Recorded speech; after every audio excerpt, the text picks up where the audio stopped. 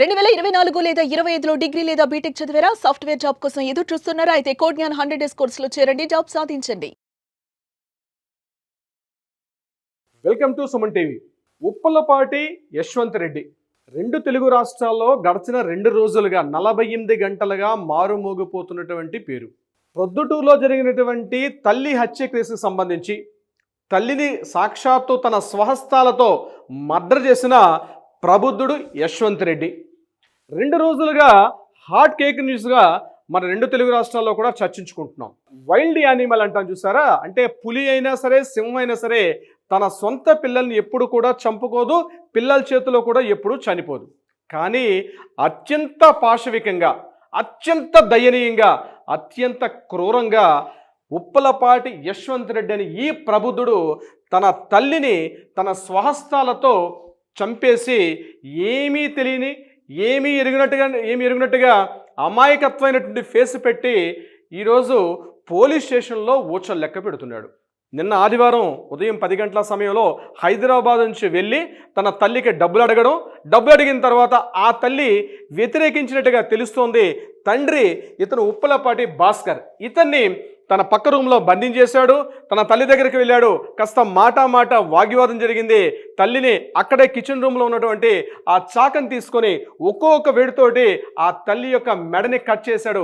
తీవ్ర రక్తస్రావం అవుతున్నటువంటి ఆ తల్లిని బరబరా బయటికి ఇడ్చుకొని వరండాలో బయటపడేసి ఏమీ తెలియనట్టుగా, ఏమీ ఎరిగినట్టుగా అమాయకత్వంతో ఆయన తన రూమ్లోకి వెళ్ళి, తన గదిలోకి వెళ్ళి టీవీ ఆన్ చేసి చక్కగా ఇన్స్టాలో పాటలు వింటున్నాడు. అందుకే మనం పెట్టాం కొడుకు చేస్తున్న రాగాలు.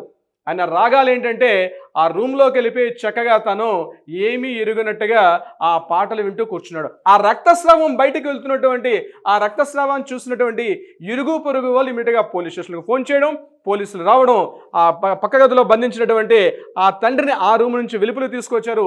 ఏం జరిగిందంటే ఈ ప్రబుద్ధుడు ఈ రూమ్ నుంచి వచ్చి నేనే చంపాను అని చెప్పడం కూడా జరిగింది.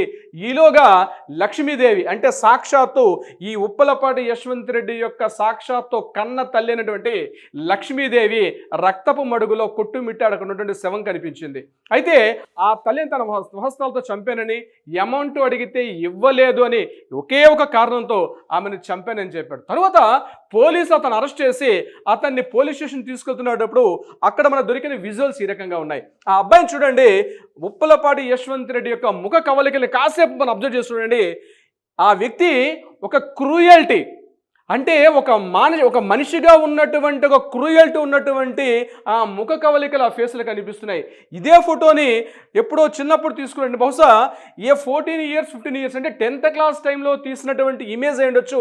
అక్కడ తన కళ్ళల్లో అమాయకత్వం కనిపిస్తుంది ఒక 15 ఏళ్ళప్పుడు. ఇప్పుడు ఈ మర్డర్ చేసినప్పటికీ ఇతని వయసు అక్షరాల 24 సంవత్సరాలుగా మనకి నిన్న మీడియాలో మనకు తెలిసినటువంటి వార్త.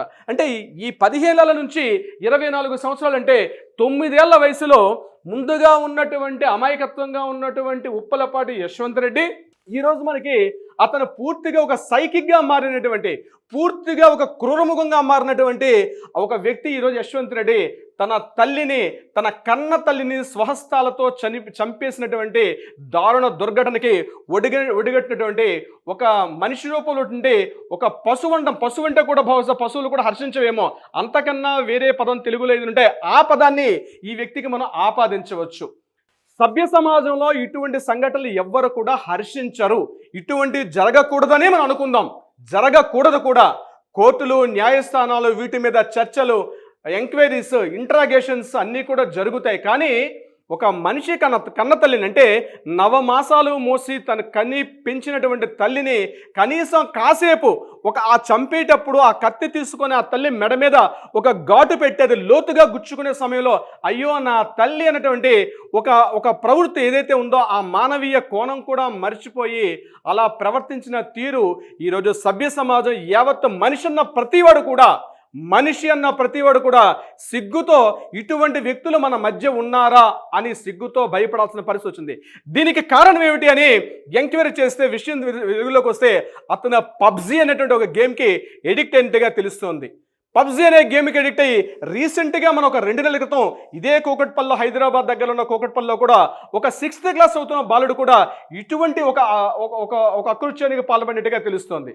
పబ్జీ గేమ్ మనిషిలో ఉన్నటువంటి ప్రవృత్తి, అంటే మానవీయ ప్రవృత్తిని పక్కకు నెట్టివేసి పూర్తిగా మనిషిలో ఉన్నటువంటి ఒక పశు ప్రవృత్తిని పూర్తిగా ప్రేరేపిస్తుంది. అంటే అక్కడ ఆ గేమ్లో ఉన్నటువంటి తన కళ్ళ ముందు కనిపిస్తున్న ప్రతి వ్యక్తిని కూడా తన గన్ తీసుకుని టపా టపా టపా అని కాల్చడం ఏదైతే ఉందో, అంటే పూర్తిగా తను మర్చిపోయి తను ఒక రకమైనటువంటి ఒక వేరే లోకంలోకి ప్రవర్తిస్తాడు, వేరే వ్యామోహంలోకి వెళ్ళిపోతాడు, తను మర్చిపోతాడు. అంటే తను అనుకున్నది కానీ నెరవేరకపోతే, తను అడిగింది ఎవరైనా ఇవ్వకపోతే ఇటువంటి ఒక రకమైనటువంటి సైకిక్ మెంటాలిటీలోకి దిగుతారని చెప్పి చాలామంది మనోవిశ్లేషకులు, మానసిక శాస్త్రవేత్తలు కూడా చెప్పడం జరుగుతుంది. ఇక్కడ ఈ విషయానికి వచ్చినట్లయితే ఉప్పలపాటి యశ్వంత్ రెడ్డి, ఈ ప్రబుద్ధుడి గురించి తెలుసుకుంటే ఇతను చెన్నైలో బీటెక్ చదువుకున్నాడు. ఆ తల్లి తను ఎంతో చెమట వచ్చి, అతని తండ్రి కూడా ఒక ప్రైవేట్ పాఠశాలలో ఉపాధ్యాయుడిగా కనిపిస్తున్నాడు.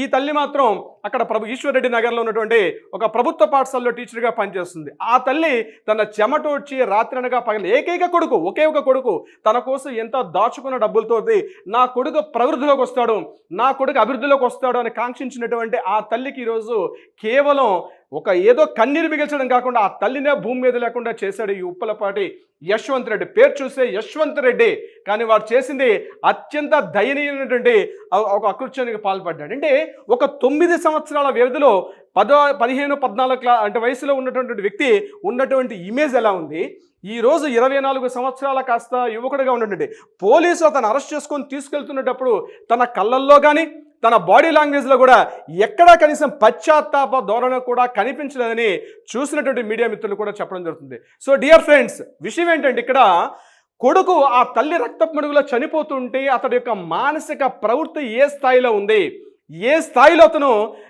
ఇలా బిహేవ్ చేస్తున్నాడు, ఇటువంటి వ్యక్తిని సభ్య సమాజంలో ఉంచడం కరెక్టా, లేకపోతే తీవ్రమైనటువంటి చట్టాలు, తీవ్రమైనటువంటి నేరారోపణలతోటి ఇతన్ని బహిరంగంగా ఉరితీయమని చెప్పి మేధావులు సైతం ఈరోజు కొనియాడుతున్నారు. డియర్ ఫ్రెండ్స్, సుమన్ టీవీలో మీ పర్సనల్ అండ్ బిజినెస్ ప్రమోషన్స్ కోసం కింది నెంబర్కి కాంటాక్ట్ చేయండి.